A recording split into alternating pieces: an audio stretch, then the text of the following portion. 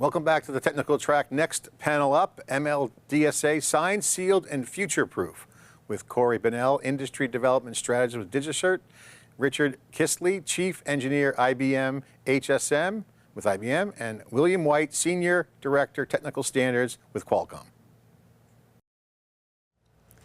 Hi, and welcome to our technical track, signed, sealed, and future-proof, where we're going to be diving into the details of ML-DSA.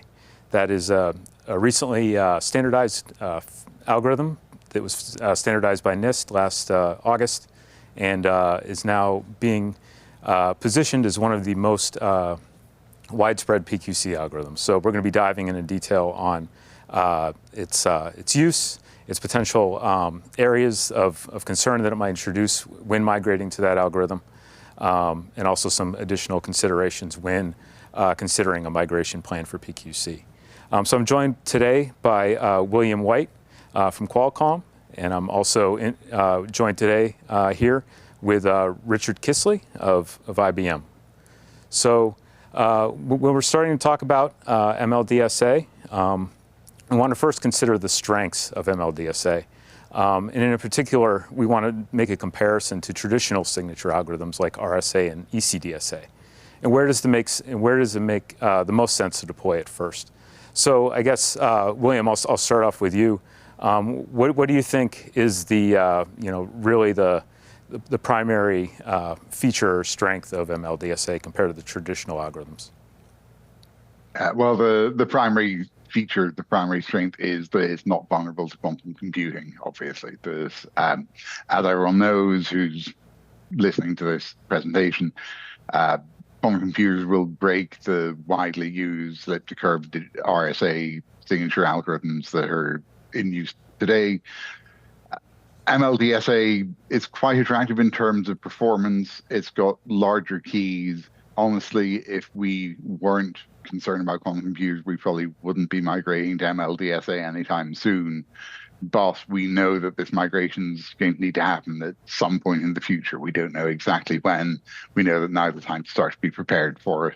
And at least, NIST has done a good job in running a good competition and got high quality entries, so that ML-DSA, as they've standardized it, it's an acceptable alternative to existing signature algorithms, especially RSA. Richard, what are your thoughts on the strengths of ML-DSA compared to traditional? So I'll definitely echo what William said about it having the quality of being not vulnerable to quantum computers. And those, I think, are on the horizon, and we've had announcements in June that there are technical solutions to existing problems, and people in quantum computing really think of this more as an engineering challenge versus a physics problem anymore. So whereas I think before June, you had people kind of wondering, well, maybe someday, maybe never. Really, those statements from IBM and Google in June that this is an engineering challenge, not a physics challenge.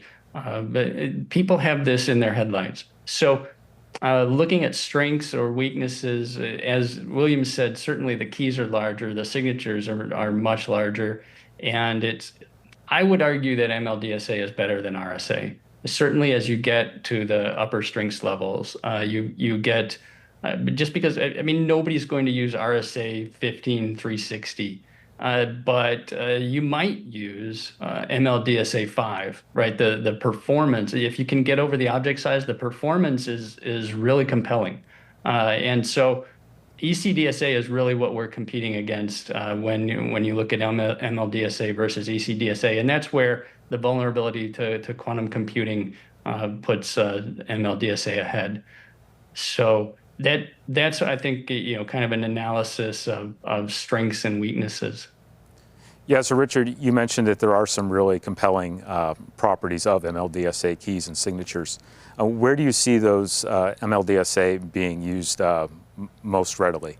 Would it be like firmware signing or certificate issuance? Or where are you seeing that being used in your area?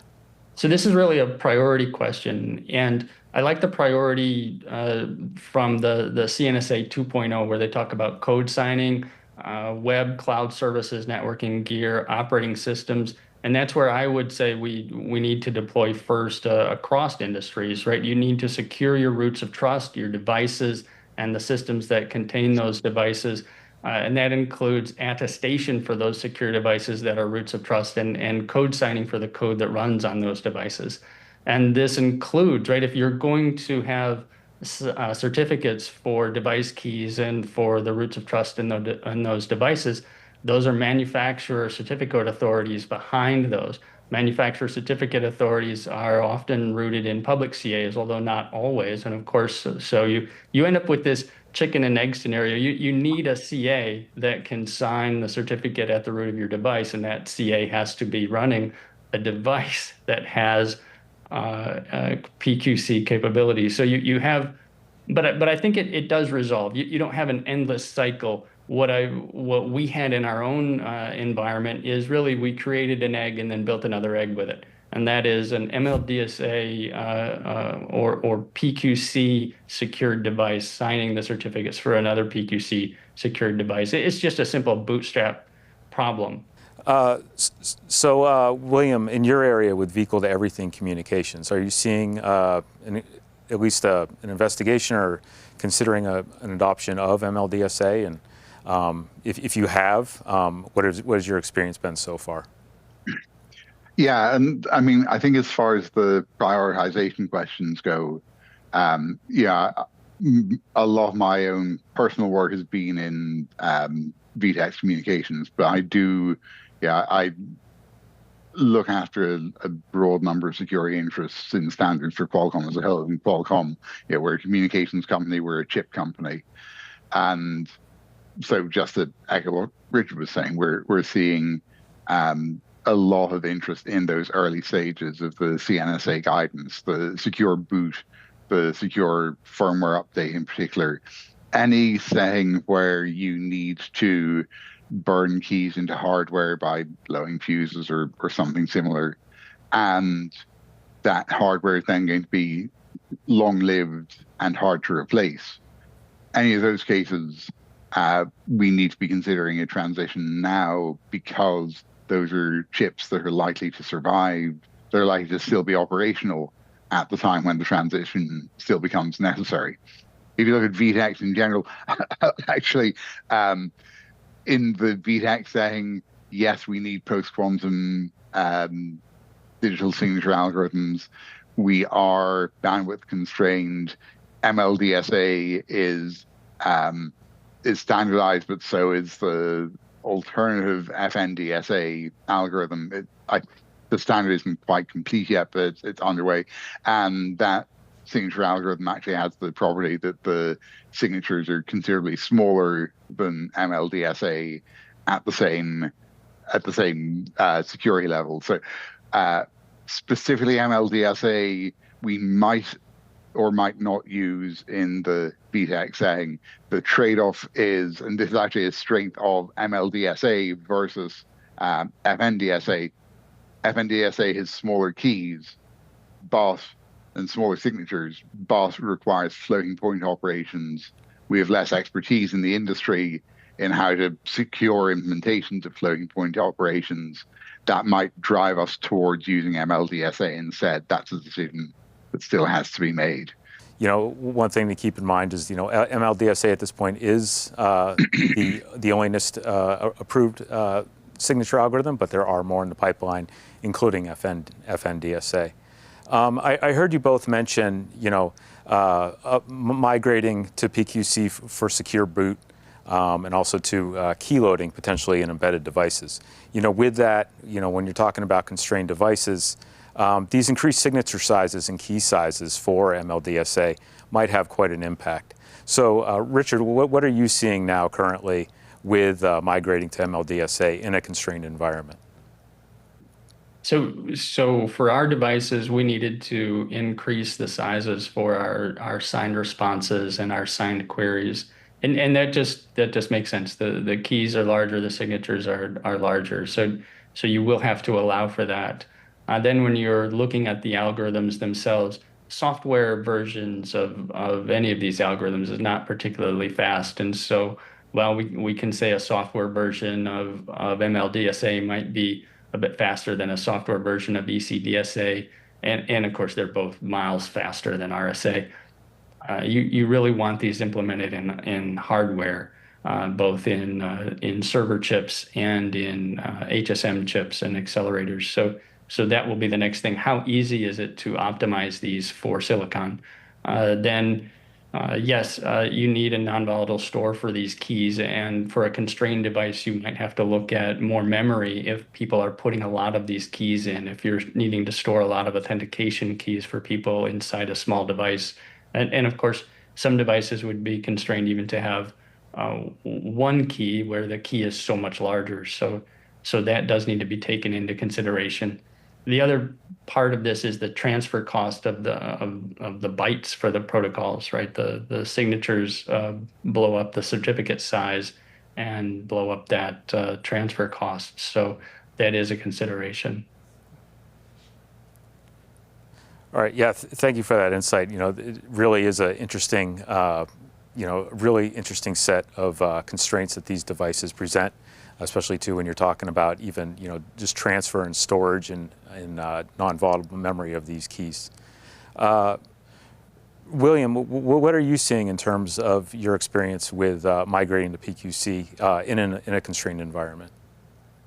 Yeah, so there's two particular constrained environments that I'm particularly interested in.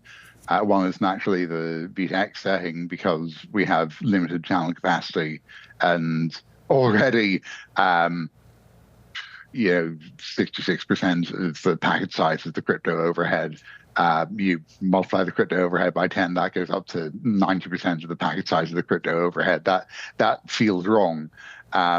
And so there's a lot of interesting work going on how we can tweak the protocols, maybe look at distributing information like certificates using out-of-band mechanisms rather than direct communication, look at some clever ideas that have been considered in other settings where you can get effectively non-repudiation properties in the context of the kind of risk you need to manage for VTX. Without needing to explicitly sign every single message. Then the other place where we're looking at the difference that these large keys make is if you look at passive RFID tags, and Richard already mentioned this case of you have memory constraints from the fact that the keys are so much larger, it limits the number of keys that you can store on the card. If you have a card that's passive and drawing energy from the RF field, it literally takes more energy to load that larger key than a smaller ECDSA key. It takes more energy to transmit those packets than it does to transmit ECDSA signed packets. And so if you're looking at low latency passive RFID use cases like transit or potentially cases on the phone, there are questions about how we're going to ensure that people get the latency that those systems need. For transit gate passage, the latency requirements are very, very short. I think there's still some interesting research to be done there on how to solve the engineering problems. Yeah, that point about the increased amount of energy that's just needed in order to perform these calculations, I think is a really interesting consideration that maybe not a lot of folks would first think about. There's a lot of talk about increased memory, increased storage, increased processing power, but with all that comes just an increased demand for energy. And, with devices that don't actually have their own power source, it's entirely passive. Mm-hmm. This is a consideration that does need to be definitely considered when coming up with a migration plan. So diving a bit, Richard, into your experience with the payment services industry, what do you think in terms of your experience with the ML-DSA? What are some hurdles, either technical or operational, that some organizations might face in their migration? Hurdles that we're seeing and applying those to the payment industry. So again, key certificate signature sizes, processing time goes up. And then think about, again, constrained devices, the near-field chips on credit cards are also constrained devices. your authentication cards, your smart cards for managing, for key management for your hardware security modules. Those are also very constrained devices, although they're powered by the reader, so it's not quite as bad. But those are some of the challenges. And when you look at the payment terminal upgrade that people will need to take on, there are no devices in the field right now that I can think of that would be able to be upgraded in the field, right? Just like most devices, they are secured at the factory in a secure room, and that's where their device keys are put in, and those really cannot be replaced without triggering tamper detection or responsiveness for a very secure device, or a really severe and invasive maintenance operation for other devices. So the devices in the field right now will need to be replaced when on the transition to PQC. Yeah, some very great insight. It sounds like there are a lot of potential areas that do need to be upgraded to perform this transition. I guess for our last question, one thing I think it is top of our minds, I think, Richard, you previously alluded to, is, the composite or hybrid debate. So I guess for this last question, I'll start with William. Do you think ML-DSA will become ubiquitous, or will we see a wide use of different signature algorithms, or even the use of composite cryptography where ML-DSA is paired with a different algorithm?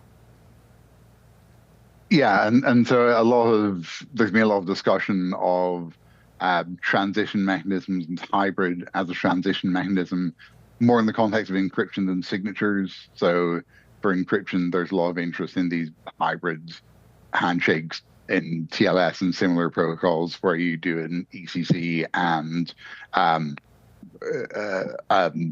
post-quantum key exchange, and you combine those in some way. There's less of a need for that to be deployed kind of urgently on the signature side because of the different threat model around signatures and the diminishing likelihood that signatures can get broken. One thing we see is that these post-quantum crypto algorithms are newer than ECC and RSA, and we have been seeing incremental improvements in attacks on LAS-based crypto algorithms, such that you can argue whether the Kyber, I forget the NIST standard name, I'm sorry, whether the Kyber key exchange algorithm at level 1, if that's actually AS128 secure or fractionally lower than that. I think over time, we are going to see changes in the understanding of the security of algorithms based on any particular hard problem. Yeah, so it sounds like really this the initial step to migration to the first PQC algorithm is really the first thing, and it's going to be a continual improvement process. Yeah. I think, Richard, you previously mentioned about SLH-DSA and how the key sizes might be very attractive, but the signature sizes are just massive. Do you foresee a future where maybe we would have a composite ML-DSA paired with an SLH-DSA just to get the better security properties of a different underlying hard problem, or do you see ML-DSA potentially paired with a different algorithm? So thank you. And I think it bears reflection that we really don't have a homogeneous market now. You see so many RSA signature types and elliptic curve signature types. And then you look at the variety of elliptic curve that people have as options for different markets, for straight up digital signatures, you have Brainpool and the NIST curves.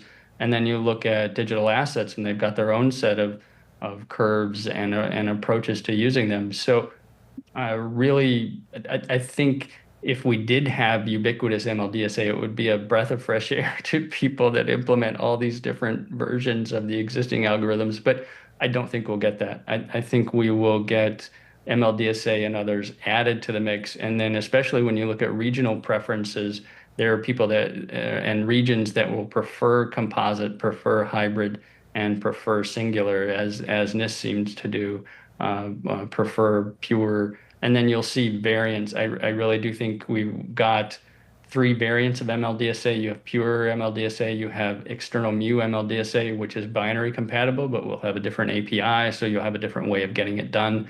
And then you'll have hash ML-DSA. And we haven't, it has turned a birthday. It's just turned a birthday. So that's three variants for this one and counting. So I don't think we'll get ubiquity or consensus. Yeah, I definitely I definitely see where you're coming from. You have various government agencies in Europe advocating for hybrid, but you don't see that in different governments around the world. So I think really ubiquity would be really nice from a design standpoint, but I think that there will be additional algorithms in the future that you've both alluded to. So thank you both for your time today. This was really insightful. I hope that organizations can use this information to better inform their migration strategy to ML-DSA and probably other PQC algorithms as well. Thank you. Thank you. Thank you.